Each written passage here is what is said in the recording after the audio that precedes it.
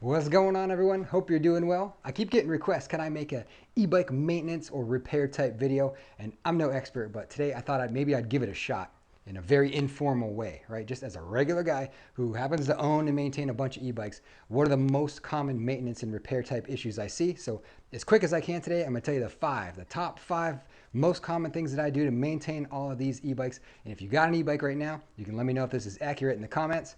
And if you're looking at getting an e-bike, maybe this will give you an idea of what to expect maintenance-wise. All right, here we go. Number one most common thing I'm doing to these bikes on a weekly basis, cleaning the brakes. Constantly cleaning disc brakes. They all have disc brakes. They almost all have hydraulic brakes. They get squealy, they get grindy, they get noisy in general. Get yourself some brake cleaner. You're gonna need it because you're gonna be cleaning disc brakes. Now here's my notes for you real quick on brakes. Number one, when you get the bike, bed them in. Just do some nice long, slow, controlled stops to really bed the brakes in, get some of that material transferred from the pads over to the disc, help marry those two together, and that keeps them kind of quiet. But they're eventually probably going to get a little noisy on you. You're going to have to clean off the pads, clean the brake dust off, and also clean off the disc to keep them quiet. Now, if they get so bad that doesn't work, the next step I normally do is I'm going to sand the pads a little bit with some fine grit sandpaper, put a new surface on them. A lot of times that'll take care of the noise. If they put cheap pads on, sometimes you got to swap on a better quality brake pad that can quiet them down. And beyond that, you just got to make sure that they're not getting brake fluid on the pads or anything else on the pads that are contaminating them. Once you contaminate the pads, it's about impossible to get them clean, so you may just have to swap them out. But those are the number one things I would say. Clean them, sand them, swap them if necessary. That's probably going to take care of the majority of your brake noise. Another thing that can happen on occasion is you might lose feeling in the brake lever. You're going to need to go to Amazon, get yourself a little brake fluid kit that's going to allow you to add more fluid into the line or bleed the brake lines. That's going to solve that problem, give you more pressure in the lever. So there you go. That's number one, though. Cleaning the brakes and fixing brake systems. That's definitely what I do the most. All right, number two, second most common thing I'm doing to these bikes all the time in the garage is cleaning them. And people ask me all the time, what's a proper way to clean them? I don't know. I don't have the proper way, but I'll tell you what I do. Don't spray it with a hose. The only time I ever use a hose on the e-bike is when I get the tires extremely muddy, right? And there's just mud and dirt, everything caked all over the bike. I'll use it on the wheels, the tires, and the fenders. And that's about it. I don't spray anything else with the hose. And I would say the vast majority of the time when I'm cleaning the bike, it's just with a spray detailer and a microfiber cloth. That's it.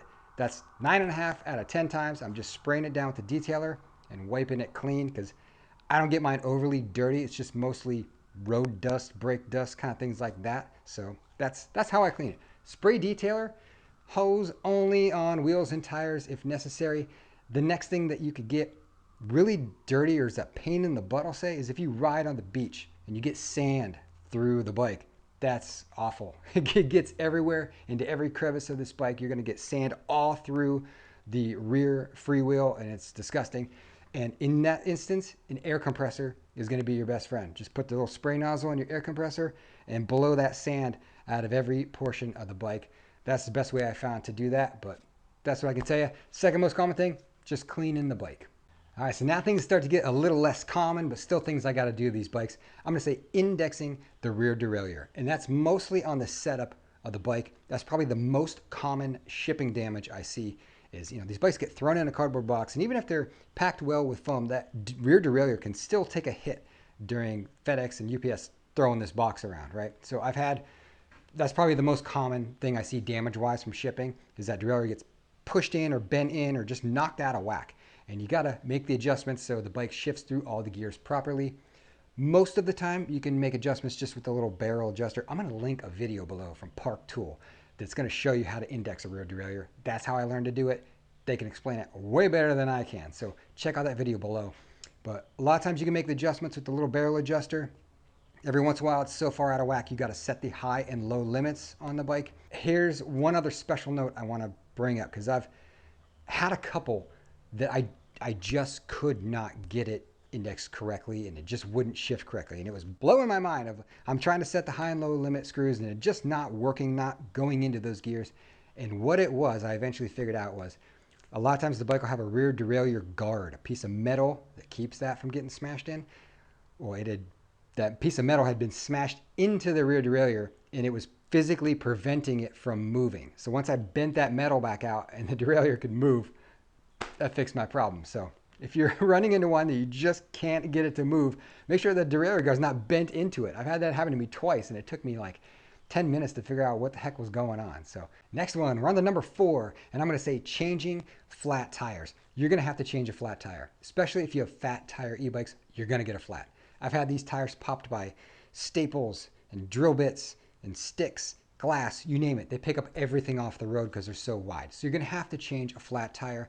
And here are my notes on changing tires. Here we go. You ready?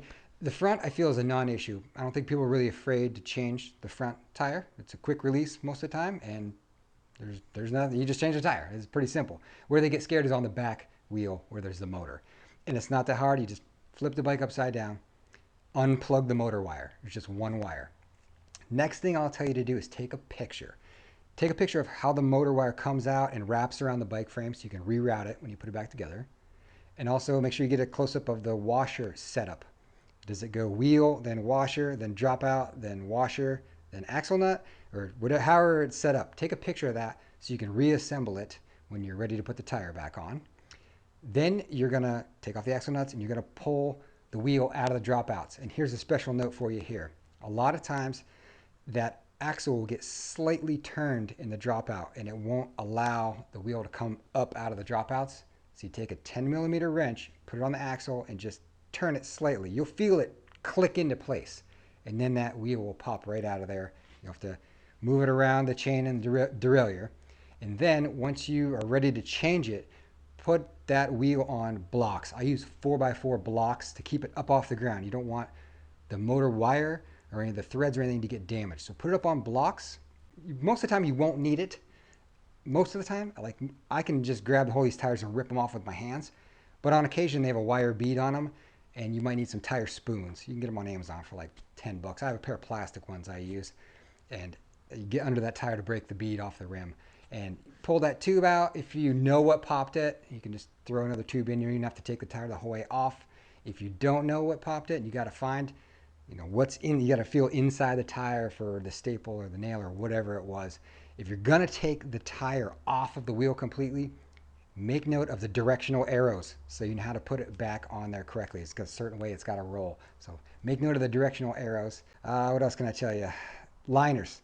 While you got the whole thing apart, put in tire liners. I don't care if it's Mr. Tuffy or Tannus or whatever you want to use, but if you're taking the time to do all this and remove the back wheel, put in liners. You'll thank me later for that. All right, that's enough about changing flat tires, but you're going to have to do that. Just take your time. It's not hard. You got it.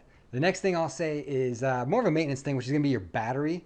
And I'm absolutely not an e-bike battery expert whatsoever, but here I'll tell you the things I know. Don't get it overly hot or overly cold. So don't leave it out in freezing weather, and don't allow it to get extremely overheated as well. It's not good for them. Second thing is, I've heard if you need to store it long term, you're supposed to store it at 80% charge. I don't really follow that because I'm never really storing these bikes for an extended period of time. They all pretty much get ridden on occasion, so I'm just storing them at whatever charge I want. I don't know what to tell you there, but that's what they say. If you're going to store it long term, store it at 80% charge. Don't get it hot and cold. If you're worried, people ask me about battery fires all the time. I've had a million bikes. I've never had a battery fire. But if you were concerned about that, you could get those fireproof bags to keep the battery in. I have a few of them. I don't really keep mine in there because I would have a giant pile. I mean, there's usually 15 to 20 bikes in here at any time. So I'd have a huge, giant battery bag pile. I just leave mine in the bikes. But if you're worried about battery fire, you could get one of those fire bags. I actually keep on hand in this garage several fire extinguishers. Here's one right here. I have a couple different ones, but here's one that I bought on Amazon. I have a bunch of these all over the place just in case, because they say on them that it's for lithium ion batteries. So I figured, what the heck? Let's just have a few of these laying around just in case. Maybe it'll help if anything ever catches on fire. So there you go. There's the 5 most common things that I go through maintaining all these e-bikes. And I want y'all to do me a favor. If you have an e-bike or several e-bikes, put in the comments section, what is your most common repair or maintenance thing you do to your bike? That way folks that are researching this topic will have that comment section to read through and see what common issues that they're going to have to work through when they get a bike. And as always, I hope you found this video helpful, maybe at least entertaining. If you did, hit subscribe. And thank you all for watching.